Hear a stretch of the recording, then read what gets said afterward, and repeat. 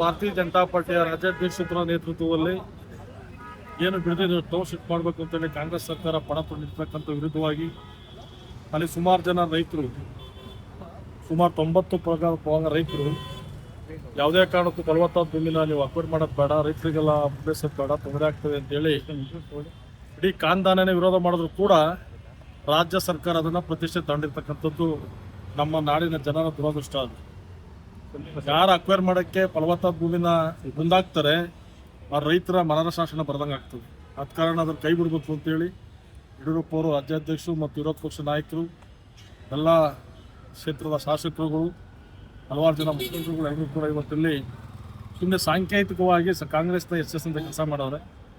ಮುಂದಿನ ದಿನಗಳಲ್ಲಿ ಬಿಡದಿನ ಏನಲ್ಲಿ ಕೈಗಾರಿಕಾ ಪ್ರದೇಶ ಮಾಡಬೇಕು ಅಂತ ಹೊರಟಿರ್ತಕ್ಕಂಥ ಕಾಂಗ್ರೆಸ್ ಸರ್ಕಾರ ಕೈ ಬಿಡಲಿಲ್ಲ ಅಂತಂದರೆ ರಾಜ್ಯದಲ್ಲಿ ಉಗ್ರವಾದ ಹೋರಾಟ ಮಾಡ್ತೀವಿ ಅಂತೇಳಿ ನಮ್ಮ ರಾಜ್ಯಾಧ್ಯಕ್ಷರು ಕರೆ ಕೊಟ್ಟವ್ರೆ.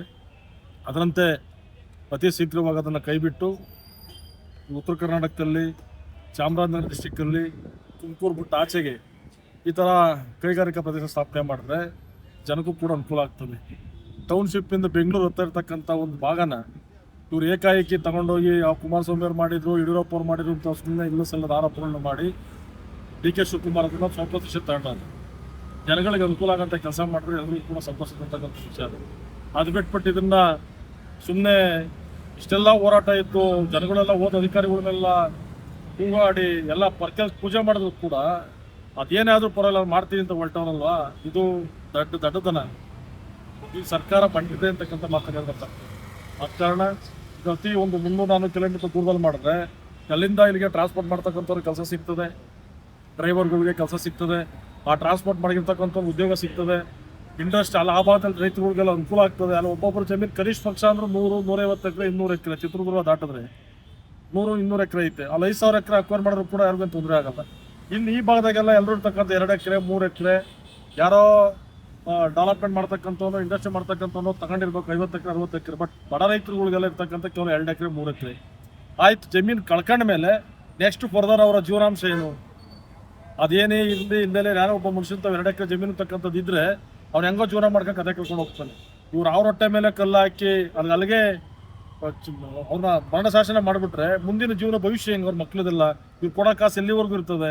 ಅದೊಂದು ಕಾಸು ತಗೊಂಬಂದು ಬೆಂಗಳೂರಲ್ಲಿ ಒಳ್ಳೆ ಜಾಗದಲ್ಲಿ ಒಂದು ಮನೆ ತಗೊಳಕ್ಕಾಗಲ್ಲ, ಒಂದು ಸೈಟ್ ತಗೊಳಕ್ಕಾಗಲ್ಲ. ಅದನ್ನೆಲ್ಲ ಮನಗಣಬೇಕು. ಕೈಗಾರಿಕಾ ಪ್ರದೇಶ ಮಾಡ್ತಕ್ಕಂಥದ್ದು, ರಾಜ್ಯ ಡೆವಲಪ್ಮೆಂಟ್ ಮಾಡ್ತಕ್ಕಂಥದ್ದು ಒಳ್ಳೆ ಪ್ರಾಜೆಕ್ಟೇ ಇದು. ಬಟ್ ಅದನ್ನು ಒಂದು ಬೆಂಗಳೂರಿಂದ ಒಂದು 200 ಕಿಲೋಮೀಟರ್ ದೂರಕ್ಕೆ ಹೋಗಿ ಮಾಡಲಿ. ಅದು ಬಿಟ್ಬಿಟ್ಟು ಹತ್ರದಲ್ಲಿ ಮಾಡೋದ್ರಿಂದ ಯಾವುದೇ ಕಾರಣಕ್ಕೂ ಅನುಕೂಲ ಆಗಲ್ಲ. ಆಗಿನ ಟ್ರಾಫಿಕ್ ಜಾಮ್ ಆಗ್ತದೆ. ಆ ಮೈಸೂರು ರೋಡ್ ಬೇರೆ ಬಿಸಿ ರೋಡು, ಅದರಿಂದ ಇಲ್ಲಿ ಒಳಗೊಬ್ಬರಕ್ಕೂ ತೊಂದರೆ ಆಗ್ತದೆ. ಆದ ಕಾರಣ ನಮ್ಮ ವಿಜೇಂದ್ರ ಅವರ ನೇತೃತ್ವದಲ್ಲಿ, ರಾಜ್ಯಾಧ್ಯಕ್ಷ ನೇತೃತ್ವದಲ್ಲಿ ನಾವು ಕೂಡ ಅದನ್ನು ಕೈ ಜೋಡಿಸಿದ್ದೀವಿ. ಮುಂದೆ ಅವ್ರು ಕರೀತಕ್ಕಂಥ ಉಗ್ರವಾದ ಹೋರಾಟಕ್ಕೆ 224 ಕ್ಷೇತ್ರದಿಂದಲೂ ಕೂಡ ಸುಮಾರು 10,000 ಜನ ಬಂದು ಸುಮಾರು ಲಕ್ಷಾಂತರ ಜನ ಇದು ಸಂಪೂರ್ಣವಾದ ಸಹಕಾರನ ಬಿಡದಿ ರೈತರು ಕೊಡುವಂಥ ಕೆಲಸ ಭಾರತೀಯ ಜನತಾ ಪಾರ್ಟಿ ಮಾಡ್ತದೆ.